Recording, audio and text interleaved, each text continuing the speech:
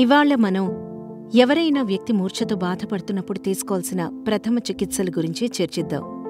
ఇక్కడ మళ్లీ కొన్ని మినహాయింపులు ఉన్నాయి. వాటి గురించి సెషన్ ముగింపులో మాట్లాడుకుందాం. ఎవరికైనా హఠాత్తుగా మూర్ఛ వచ్చినప్పుడు, ప్రత్యేకించి ఆ వ్యక్తి నిలబడి ఉన్నప్పుడు ఆ వ్యక్తిని భద్రంగా పడుకోబెట్టండి. మూర్ఛను ఆపేందుకు మీరేమీ చేయలేరు. బాధితుడి చుట్టూ కొన్ని దిండ్లు లేదా మెత్తటి కుషన్లు ఉంచడం ద్వారా బాధితుడు తనను తాను గాయపరుచుకోకుండా నిరోధించవచ్చు. మూర్ఛ ఆగిన తర్వాత గాలి సక్రమంగా ఆడుతోందని, బాధితుడు సరిగ్గా శ్వాస పీల్చుకోగలుగుతున్నాడని నిర్ధారించుకున్నాక బాధితుణ్ణి రికవరీ స్థితికి తీసుకొచ్చి అంబులెన్స్కి కాల్ చేయండి. అంబులెన్స్ వచ్చే వరకు బాధితుడి పరిస్థితిని గమనిస్తూ ఉండాలి. ఈ లోపుగా సదరు వ్యక్తికి ఊపిరి ఆడకుండా ఉండడం లేదా నాడి అందకపోవడం వంటివి జరిగినట్లయితే దయచేసి గుండె పనితీరుని పునరుత్తేజితం చేసేందుకు కావలసిన ఏర్పాట్లు చూడండి. కాబట్టి ఇక్కడ మనకు మూర్ఛతో బాధపడే ఒక వ్యక్తి ఉన్నాడనుకుందాం. మనం ఏం చేయాలి? మూర్ఛ తగ్గే వరకు వేచుండాలి. గాయాలను నిరోధించేందుకు ఆ ప్రాంతంలో దయచేసి దిండ్ల వంటి ఉంచి మెత్తగా తయారు చేయండి. మూర్ఛ ఆగిన తర్వాత నోట్లో ఏమైనా ఉందేమోనని చూడండి. ఏదైనా సులువుగా తీసేయగలిగేది ఉన్నట్లయితే దయచేసి తీసేయండి. ఒకవేళ ఆ వస్తువును మీరు తీయలేకపోయినట్లయితే మీ వేళ్లను నోట్లోకి పెట్టడం వంటివి చేయొద్దు. తర్వాత బాధితుడు ఊపిరి పీల్చుకుంటున్నాడా లేదా చూడండి. ఊపిరి పీల్చుకుంటున్నాడు. ఇక బాధితుణ్ణి రికవరీ స్థితికి చేర్చండి. దయచేసి ఎడమ చేతిని చాపి బాధితుణ్ణి ఈ విధంగా పక్కకు తిప్పి తల కింద కుడి చేతిని పెట్టి ఇలా పక్కకు తిరిగి పడుకున్న స్థితిలో పడుకోబెట్టండి.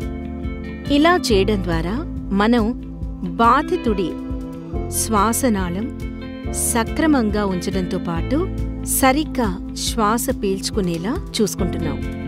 అంబులెన్స్కి కాల్ చేయండి. బాధితుడి పరిస్థితి చూస్తూనే ఉండండి.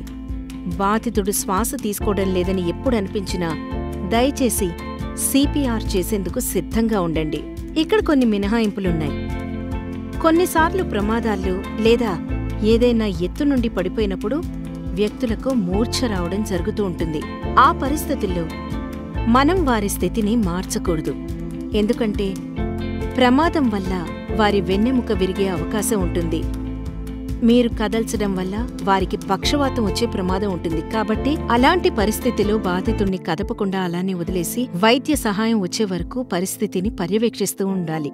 ఒకవేళ 2 లేదా 3 కంటే ఎక్కువ మంది వ్యక్తులు అందుబాటులో ఉండి వెన్నెముక కదలకుండా రికవరీ స్థితికి తీసుకురాగలవనే నమ్మకం మీకున్నట్లయితే ఒక వ్యక్తి బాధితుణ్ణి రికవరీ స్థితికి తీసుకురావడానికి ప్రయత్నిస్తూ ఉంటే మరో 2 వ్యక్తులు మెడ మరియు వీపును పట్టుకోవడానికి సహాయం చేయవచ్చు. కానీ ఇది కేవలం శిక్షణ పొందిన వ్యక్తులు మాత్రమే చేయవలసి ఉంటుంది. కాబట్టి ఎవరైనా వ్యక్తికి మూర్ఛ కలిగినప్పుడు మనం ఏం చేయాలో వివరించాను. కొంతమంది 6 ఏళ్లలోపు చిన్నారుల్లో, ప్రత్యేకించి వారికి జ్వరం వంటి ఉన్నప్పుడు ఎప్పుడైనా వారికి మూర్ఛ వచ్చే అవకాశం ఉంది. కాబట్టి తల్లిదండ్రులారా, చిన్నారులకు మూర్ఛ రాకుండా నిరోధించేందుకు, జ్వరాన్ని నియంత్రించేందుకు పారాసెటమాల్ మెడిసిన్ ఇవ్వడం అనేది చాలా ముఖ్యం. ఒకవేళ మీ చిన్నారికి జ్వరం వచ్చినప్పుడు మూర్ఛ వచ్చే తత్వం ఉంటే దయచేసి మీ పిల్లలకు, ప్రత్యేకించి 6 ఏళ్లలోపు చిన్నారులకు ఈసారి జ్వరం వస్తే ఏం చేయాల్సి ఉంటుందో చిన్నపిల్లల వైద్యుల సలహాలను పొందండి. ప్రాథమిక చికిత్స ఇదే విధంగా ఉంటుంది.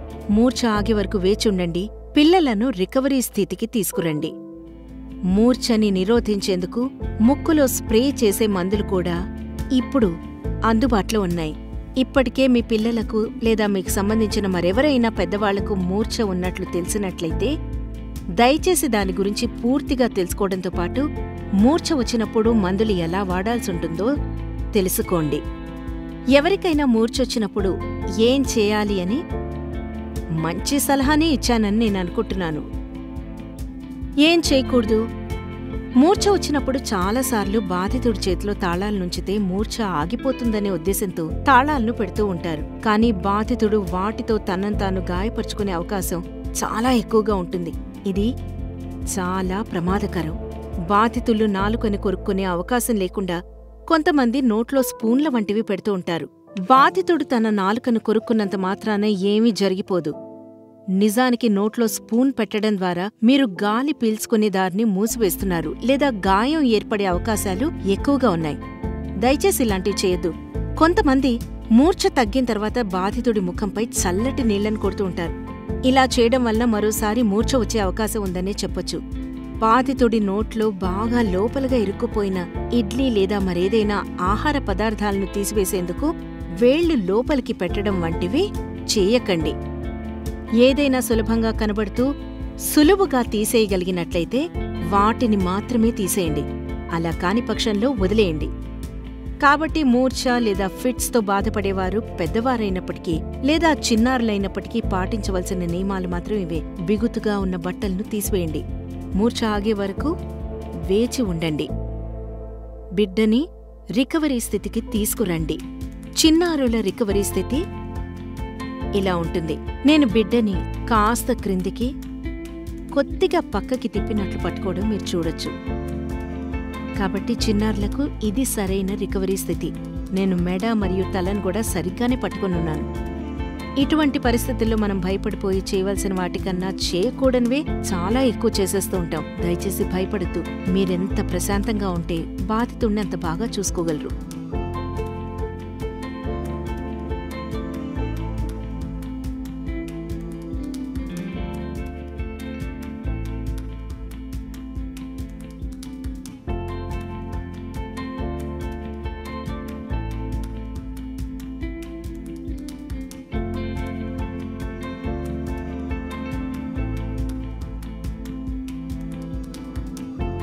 దయచేసి మా ప్రథమ చికిత్స వీడియోను షేర్ చేయండి. సందేశాన్ని అందరికీ చేరవేయండి. జీవితాల్ని కాపాడండి.